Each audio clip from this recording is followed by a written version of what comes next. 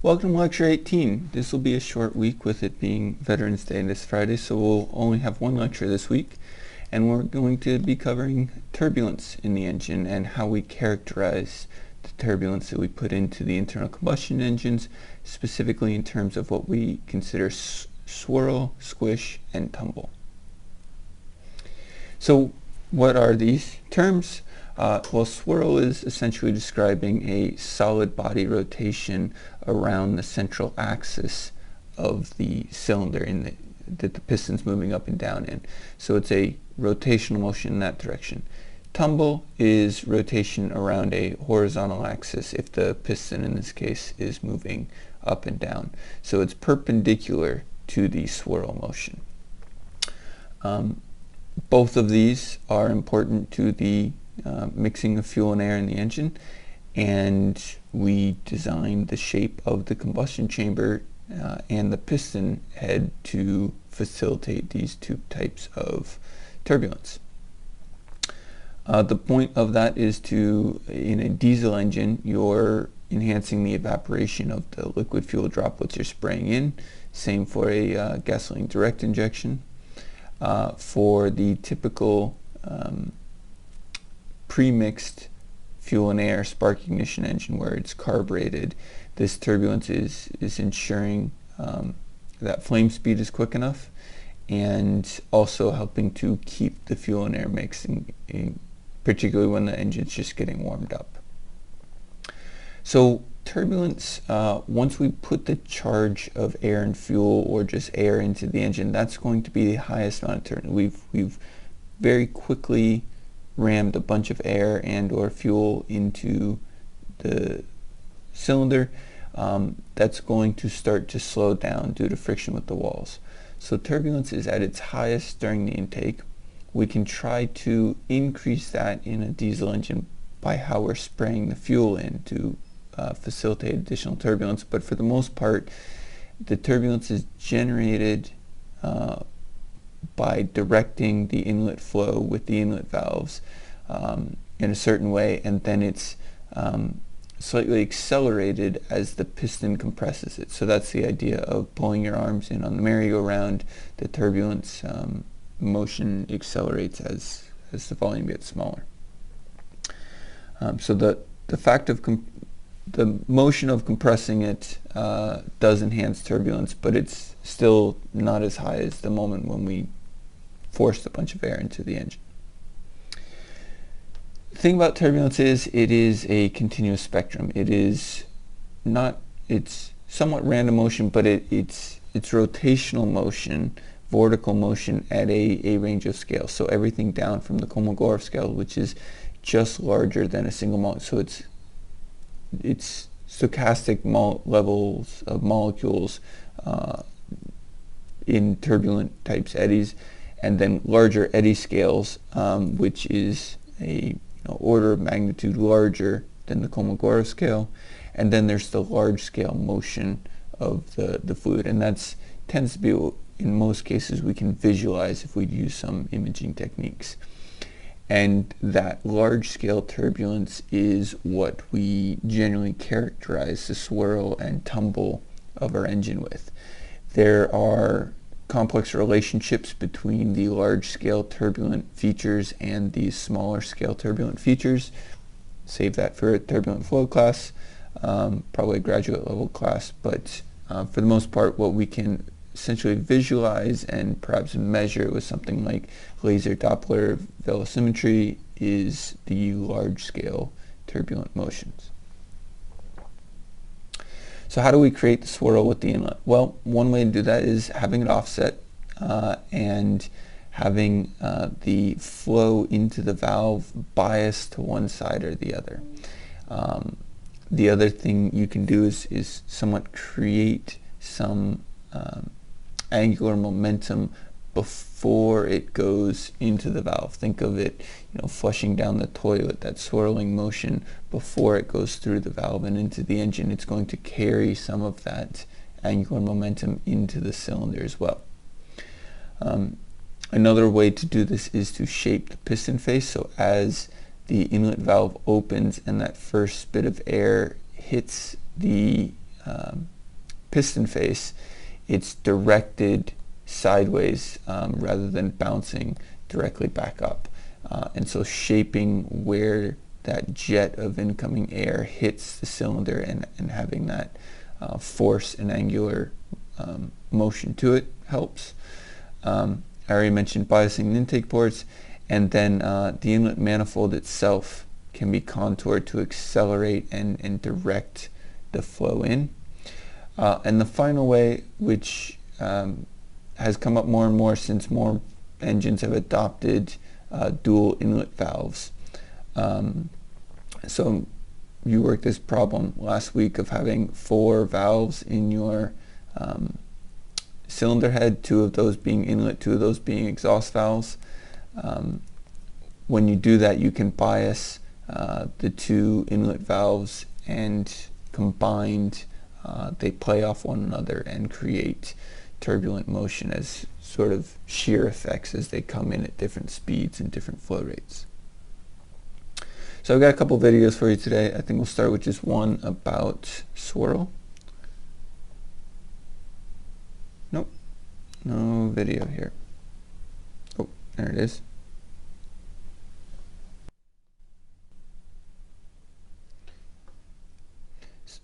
In this video, you can see the swirls as the flow came in, and that radial motion continues through the entire cycle and accelerates as the piston reaches the top.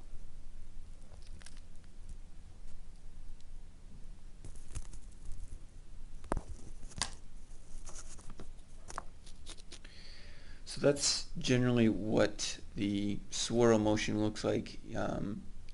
You're getting this sort of helical structure as the flow is entering the piston, and when we squeeze that back up during the compression stroke, that motion accelerates and compresses to create turbulence.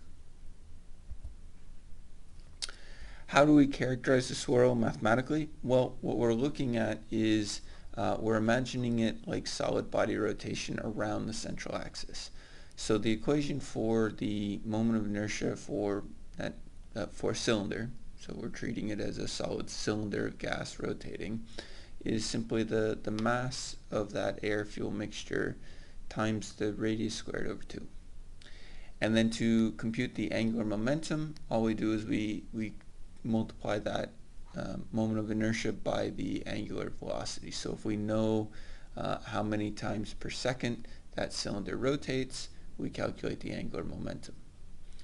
And then we can relate this to the tangential velocity. So if what we were able to image is how fast a particle is rotating around the outside along the wall of the cylinder, and we get that tangential velocity, we can relate that to the angular velocity through 2 pi r. So we have 2 non-dimensional numbers that characterize swirl. We'll have one that characterizes tumble, so 3 non-dimensional groupings in total. The 2 swirl numbers, one is relating the angular velocity to the engine speed. This is essentially saying how many times will that mass of air rotate, how many rotations will it complete during every cycle of the engine. So that is swirl number 1. Swirl number 2 relates the tangential velocity to the piston velocity. So you can imagine you have gas moving around the perimeter of your cylinder, and how fast is it moving relative to the piston compressing it. So those are the 2 numbers. Fairly straightforward calculations once you know sort of things like the bore of the engine and how much air you have in there. So let's work through a quick example of swirl in an engine with a 10 centimeter bore and a crank offset of 6 centimeters. We're going to imagine this engine is running at 3600 RPM, and the tangential velocity is 20 meters per second. So I'm going to start actually with swirl ratio number 2, and that is simply the tangential velocity divided by the average, the average piston speed. So that average piston speed is just 2Sn, 2 times the stroke times the engine speed. And we were given in this problem state what the tangential velocity was, 20 meters per second. So I can substitute in, and watching out for units here, I've got 20 meters per second divided by 2 times what is the stroke in meters for this engine. Well, if it has a crank offset of 6 centimeters, your stroke is going to be 2 times that crank offset. So I've got 2 times 0.06 meters.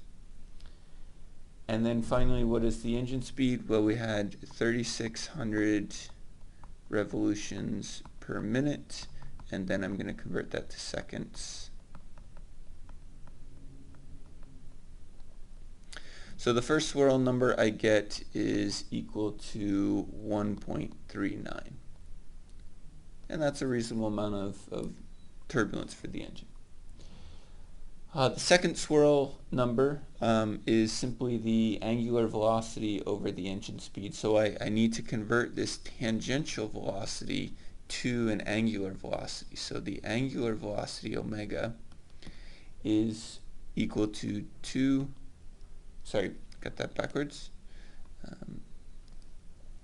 is equal to the tangential velocity over 2 pi r. And in this case, r is half the bore, the radius of the cylinder. So I simply have 20 meters per second divided by 2 pi times half the bore, so 0.05 meters. And so I get an angular velocity of 63.66 revolutions per second. And then I'm going to find swirl ratio 1 as equal to the angular velocity over the engine speed. So I have 63.66 revolutions per minute divided by 3,600 per second. Slight typo. Revolutions per second divided by 3,600 revolutions per minute. Again, converted to seconds. And I get a second swirl number, or first swirl number, of 1.06. So these two swirl numbers should generally be close. They're not going to be identical, but they should have the same order of magnitude depending on the diameter of the engine.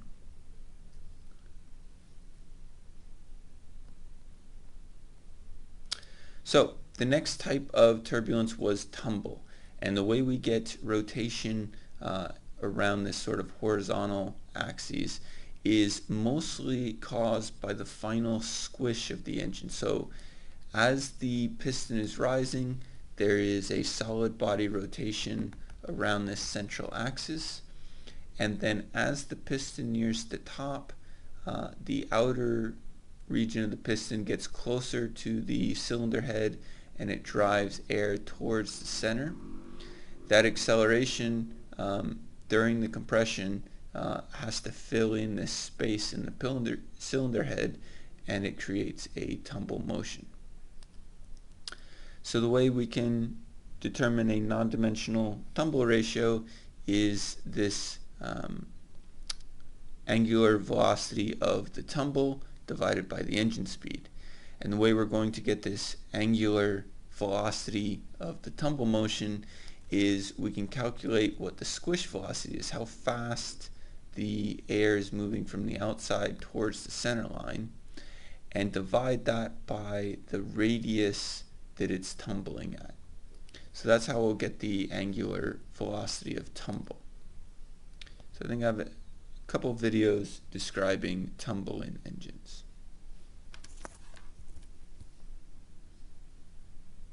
Petrol engines, the three most popular combustion chamber designs, are called hemispherical or pent roof, bathtub, and wedge. This is the hemispherical or pent roof combustion chamber. It has the intake valve on one side of the chamber and the exhaust valve on the other.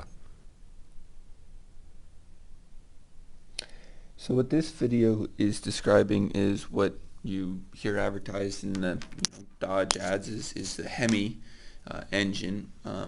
This is implying a hemispherical, back up there, a hemispherical dome in the top of the cylinder, which is part of the design of the cylinder that is producing turbulence. So what they're really advertising when they say a Hemi engine is we are creating turbulence in our engine with this shape of a cylinder head. The rest of it is mostly branding. So one more video here that gives an example of another cylinder head shape that provides a slightly different approach to generating the turbulence. The bathtub combustion chamber is oval shaped, like an inverted bathtub. Valves are mounted vertically and side by side, making them simple to operate. The plug is to one side, and that creates a short flame path. It all helps increase turbulence. The wedge-shaped combustion chamber tapers away from the plug, which is at the thick end of the wedge. The valves are in line and inclined from the vertical. This design usually has a smaller surface area than the others, with less area where fuel droplets can condense. Less fuel is left unburned after combustion, which reduces hydrocarbon exhaust emissions. So this video is helpful in identifying some additional means by which we're not just creating turbulence for the flame speed, it's reminding us that we're creating turbulence to continue mixing the fuel and air so that there's no droplets forming along the edges. Oops. Both shapes are interesting to me, and you almost have to take a step farther back to see how they fit in an engine to see some additional trade-offs. You can see in this bathtub design the valves are coming straight down. This approach is very often used in inline engines where you have a direct overhead cam. It's also can be done in a V6, V8 engine where you have a separate cam for each bank of cylinders. The second design that they showed in the video, in which the inlet valve was canted at an angle, you can imagine how that allows a V-shaped engine with a single overhead cam that's going to both banks of cylinders due to the angle that it's coming at. So there are trade-offs for the combustion, trade-offs for the turbulence, trade-offs for the entire engine design that sort of lead you to one of several generic shapes for the combustion chamber. Okay, a couple more examples before we call it a day here. This one is talking about, I guess we're just finding the tumble ratio and the angular momentum of not going all the way to swirl, but just finding the angular momentum in this engine. So we've got an engine running at 4,400 RPM. We know the mass of one charge in a cylinder, and we're told what the squish velocity is. So if we had that shape before of the piston head, and the squish is mass going from the outside edge towards the center and getting caught in this tumble motion. Now, not all of the air will start tumbling, so a good portion of it will remain out in the perimeter because it doesn't run completely into the cylinder head. So in this problem, we're imagining that about 2/3 of the fuel-air mixture is being caught in these large eddy motions, which are the turbulence that we're trying to generate. The radius in this particular engine of that tumble motion is 1.6 centimeters, and so we're going to find the angular momentum and the tumble ratio for this particular engine. So angular momentum is the moment of inertia times the angular velocity. That moment of inertia was just mass times r squared over 2. And the angular velocity is simply the tangential velocity over the radius. So we can combine these things, drop out the r squared and the r on the bottom, and we just have mr u over 2.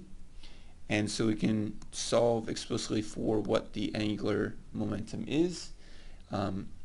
Since we're told that in the charge of the cylinder there's 3 grams of fuel, and 2/3 of that is caught in the tumble motion, we're going to say that there's 0.002 kilograms mass multiplied by the radius of the tumble motion, we're told is 1.6 centimeters, so I should do that in meters, 0.0016 meters. And the squish velocity, ut, so that's the tangential to this tumble motion, is the squish velocity. That's going to be 9 meters per second, and divide all that by 2. I get a angular momentum of 7.2 times 10 to the negative 5. And the units are kilogram meter squared per second. So finally, we can get the tumble ratio of the engine as the angular velocity of the tumble divided by the engine speed. So this is again just the tangential velocity of the tumble divided by 2 pi r over engine speed.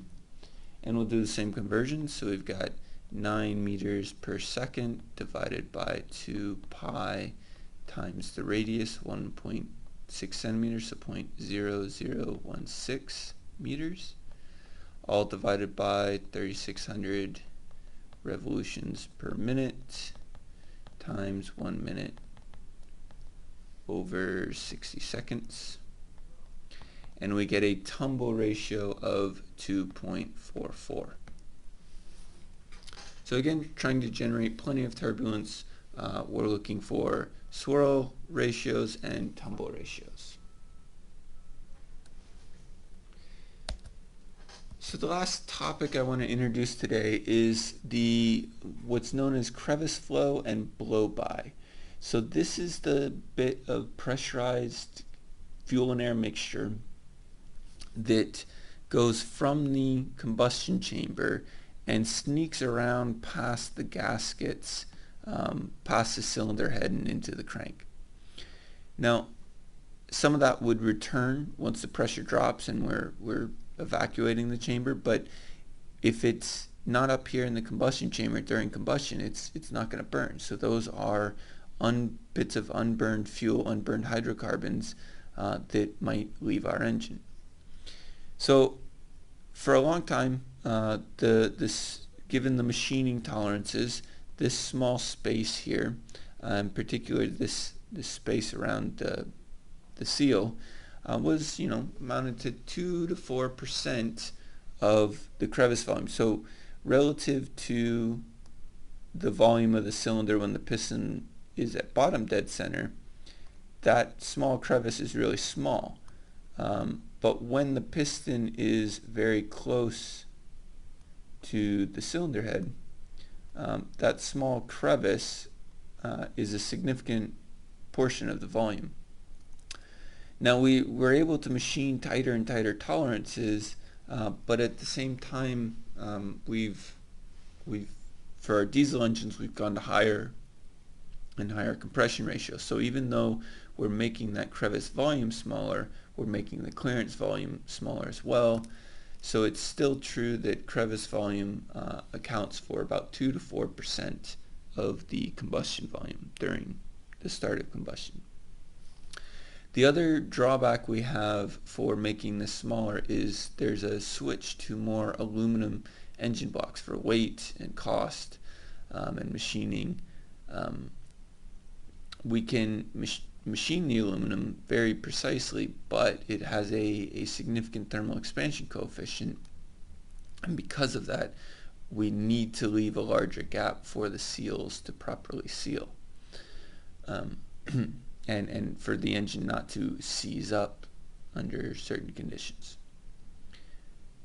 So the second, that's mostly crevice flow, and then the blow-by is there's this pumping effect that the seals don't perfectly fill the gap in the piston here from top to bottom.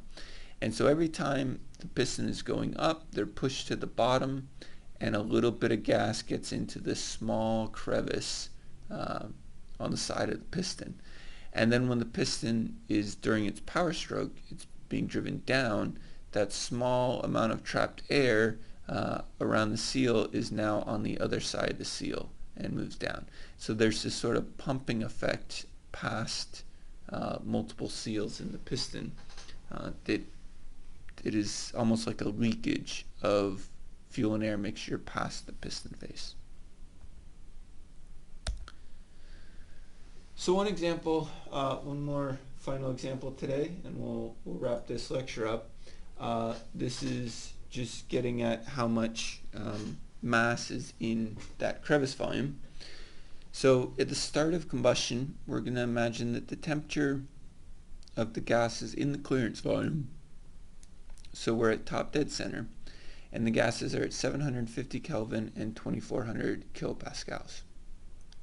We're going to assume that the gases in that small crevice near the wall is at the same pressure, but because of heat transfer with the wall, it's going to be a little colder. It's going to be 500 Kelvin. Now let's assume that geometrically I can measure and see that the crevice volume is about 3% of the total clearance volume. But I want to know how much fuel and air mixture am I trapping in the crevice. And so the way I get that is I've got the mass in the chamber is equal to the pressure times the clearance volume over the gas constant times the temperature. And the mass in the crevice is the same pressure, and then it's about 3% of the volume, so it's 0.03 times the clearance volume divided by our T crevice. So now if I want to know what proportion of the mass is in the crevice, I'm going to say I want to know the mass in the crevice divided by the mass, the mass in the chamber plus the mass in the crevice. And a lot of terms are going to drop out, so this is going to work out to just be a function here of the temperatures that were given. So if I drop these things in, I've got P times 0.03 clearance volume over R T of the crevice divided by PV over R T chamber plus P times 0.03 clearance volume over R T crevice. And what's going to happen here is the pressure drops out of all of them, the gas constant drops out of all of them, and the clearance volume as well drops out of all of these.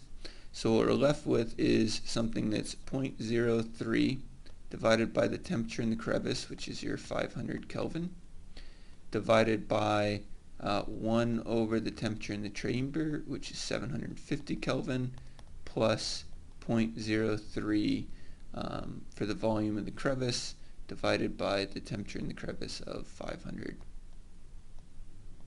Kelvin. So I get a mass ratio here of 0.043%, or 0.043, which is also equal to 4.3%.